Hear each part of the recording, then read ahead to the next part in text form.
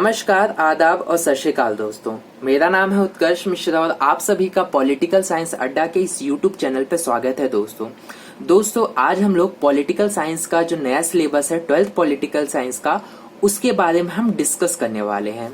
ये बेसिकली ये जो वीडियो है, इन दोनों ने कमेंट किया था कि आप पॉलिटिकल साइंस के ऊपर वीडियो बनाइए, जो सिलेबस है उसके ऊपर वीडियो बनाइए कि क्या क्या चीजें सीबीएसई ने नए अपडेट की है। तो ये वीडियो इनके कहने पे मैं बना रहा हूँ।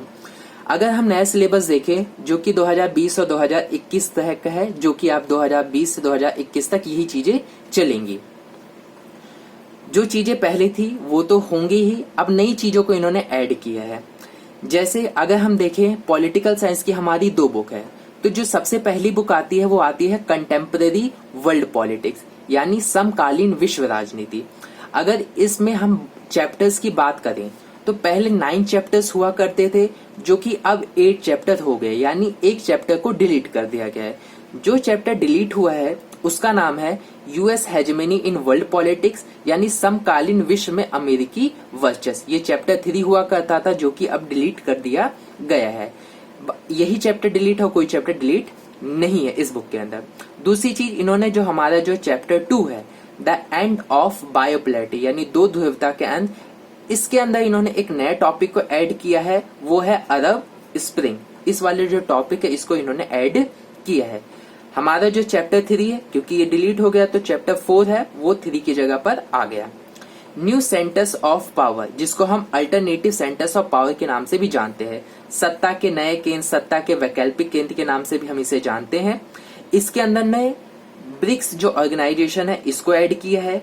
रशिया, इंडिया और इजराइल की जो कंट्री है इसके बारे में हम जानेंगे, इनकी पॉलिटिकल पावर के बारे में जानेंगे, इनकी इकोनॉमिक पावर के बारे में जानेंगे। इस तरीके की कुछ चीजों को हम इस चैप्टर के अंदर, इस टॉपिक के अंदर हम स्टडी करेंगे, जो कि इन्होंने ये ऐड किया हुआ है।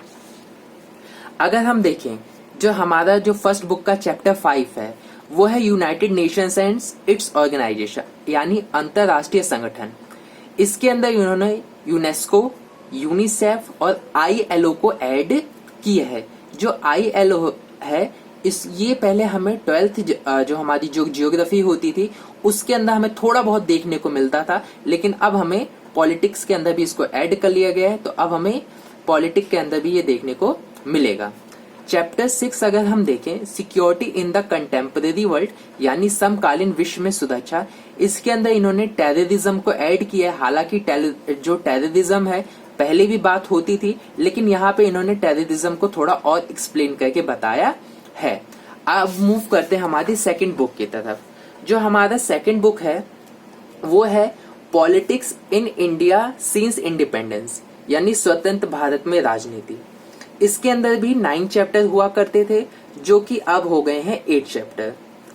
अगर हम देखें जो चैप्टर 2 है the era of one party dominance, यानी एक दल के प्रभुत्व का दौर, इस चैप्टर को इन्होंने डिलीट कर दिया गया है, तो इस वजह से अब हो गए टोटल 8 चैप्टर। चैप्टर फर्स्ट जो है चैलेंजेस ऑफ नेशन बिल्डिंग, यानी राष्ट्र निर्माण की चुनौतियां, इसके अंदर इन्होंने एक सब यूनिट को ऐड किया, एक टॉपिक को इन्होंने ऐड किया है, वो है सरदार वल्लभ भाई पटेल एंड नेशनल इंटीग्रेशन।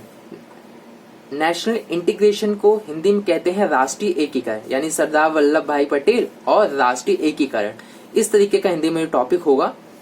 और इसके अंदर सरदार वल्लभ भाई के बारे में बताया गया कि उन्होंने किस तरीके से देश को जोड़ा, यही सब चीजें हम स्टडी करेंगे। देखिए जो भी चीजें ऐड की गई हैं, आप हमारे इस चैनल को सब्सक्राइब कर लीजिए, आपको वो सारी जो नई चीजें ऐड हुई हैं सभी के ऊपर वीडियो मिल जाएगी और अच्छे से समझाऊंगा मैं उन सारी चीजों को। चैप्टर 2 हमारा जो है प्लान्ड डेवलपमेंट, यानी नियोजित जो विकास है, इसमें एक ऐड किया गया है नीति आयोग को। नीति आयोग हालांकि पहले भी था, लेकिन यहाँ पे थोड़ा ब्रीफली बताएंगे, थोड़ा और एक्सप्लेन करके यहाँ पर बताएंगे नीति आयोग को। आगे मूव करें तो जो हमारा चैप्टर 3 है इंडियाज फॉरेन पॉलिसी, यानी भारतीय विदेश नीति, इसके अंदर इन्होंने इंडिया और इजराइल का जो देश है, इन दोनों देशों के बीच में जो रिलेशन है उसको डिस्कस किया हुआ है कि किस तरीके से है और कैसा हो सकता है। इंडियाज न्यूक्लियर प्रोग्राम के बारे में यहाँ पर अपडेट किया गया है, हालांकि पहले भी ये टॉपिक था ये वाला, लेकिन इसके बारे में थोड़ी और जानकारी आपको मिलेगी। चैप्टर 5 जो है हमारा डेमोक्रेटिक रीअसगरेंस यानी लोकतांत्रिक पुनरुत्थान। यहाँ पर हम लोग डेमोक्रेटिक जो है वो किस तरीके से इंडिया के अंदर आगे बढ़ रहा है उसके बारे में हम थोड़ी और स्टडी करेंगे, किस तरीके से वो बढ़ा है इंडिया के अंदर, इसके बारे में हम स्टडी करेंगे कि किस तरीके से इंडिया के अंदर जो डेमोक्रेटिक है, जो डेमोक्रेसी है वो किस तरीके से जल्दी से बढ़ा है। यहाँ पे चीजें ऐड की गई हैं। देखो इस चैप्टर में क्या कहते हैं, जो सीबीएसई है उन्होंने कई सारे जो चैप्टर्स हैं उनके नेम उन्होंने चेंज किए हैं। आपको कई सारे जो फर्स्ट बुक है, जो सेकंड बुक है, उसके अंदर आपको कंटेंट तो वही है, कुछ चीजें ऐड की गई लेकिन इन्होंने चैप्टर के नेम भी चेंज कर दिए हैं। अगर हम देखें इस चैप्टर के अंदर तो इन्होंने ऐड किया है Jayaprakash Narayan and total revolution update इन्होंने किया, यानी इसके बारे में इन्होंने थोड़ी जानकारी और दी है। आपको वीडियो मिल जाएगी इस चैनल पे।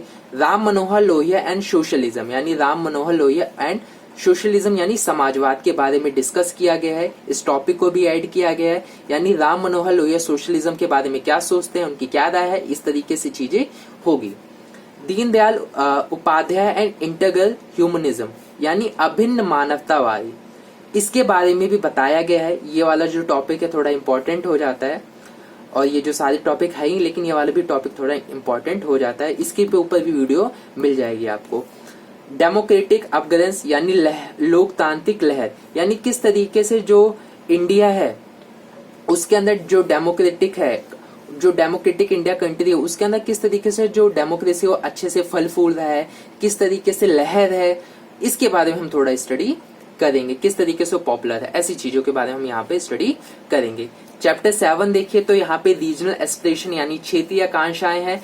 इसके अंदर जो कश्मीर का हमारा जो इशू था उसके बाद उसको अपडेट किया गया है। यहाँ पर जो हमारा चैप्टर 8 है वो है Indian politics trends and development. Trends का मतलब होता है प्रवृत्ति, प्रवृत्ति का मतलब होता है चेंज, कि इंडियन पॉलिटिक्स के अंदर किस तरीके से चेंजेस आए हैं और इंडियन पॉलिटिक्स के अंदर किस तरीके से डेवलपमेंट हुआ है, किस तरीके से यहाँ पर इंडियन जो पॉलिटिक्स है वो डेवलप हुआ है, इसके बारे में हम पढ़ेंगे। ये जो चैप्टर है ये कहीं ना कहीं बात करता है एनडीए थर्ड और फोर्थ के बारे में, ये चीजें ऐड की गई, यानी एनडीए थर्ड और फोर्थ के बारे में स्टडी करेंगे हम। Issues of development and governance, यानी यहाँ पर हम जो डेवलपमेंट का जो इशू है, जो विकास का जो इशू है, इसके बारे में पढ़ेंगे। और जो गवर्नेंस है यानी जो सरकार किस तरीके से चल रही है और इसको किस तरीके से होना चाहिए, यानी किस तरीके के जो गवर्नमेंट है प्रॉब्लम फेस करती है, क्या क्या प्रॉब्लम्स हैं, उसके बारे में कहीं ना कहीं हम इस टॉपिक पे डिस्कस करेंगे। अगर हम देखें तो क्योंकि हमारा जो सिलेबस में चीजें हटाई गई हैं और चीजों को जोड़ा गया है तो इसकी वजह से जो हमारी मार्किंग स्कीम है उस पर भी इम्पैक्ट पड़ता है। अगर हम अपनी मार्किंग स्कीम को देखें तो हम देखते हैं कि 100 मार्क्स का टोटल आपको जब रिजल्ट आएगा तो आपको 100 मार्क्स का आउट ऑफ 100 मार्क्स से आपको मिलेगा।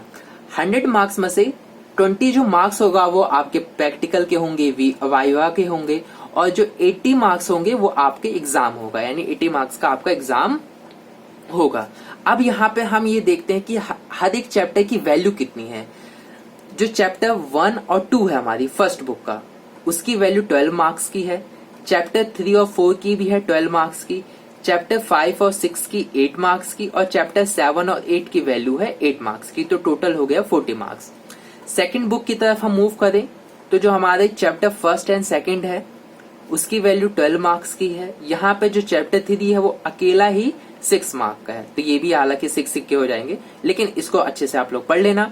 जो चैप्टर 4 है और 5 है वो हमारा 10 मार्क्स का है, और चैप्टर 6, 7 एंड 8 ये है 12 मार्क्स का, और ये इनको टोटल करें तो हमारे 40 मार्क्स का हो जाएगा।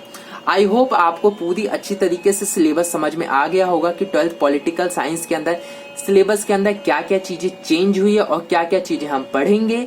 और साथ ही साथ हमारे चैनल को सब्सक्राइब कर लीजिए, क्योंकि आपको जो भी चीजें अपडेट हुई हैं उन सब की वीडियो हमारे इस चैनल पर जरूर मिल जाएगी, तो उसके लिए आप हमारे चैनल को जरूर सब्सक्राइब कर लीजिए।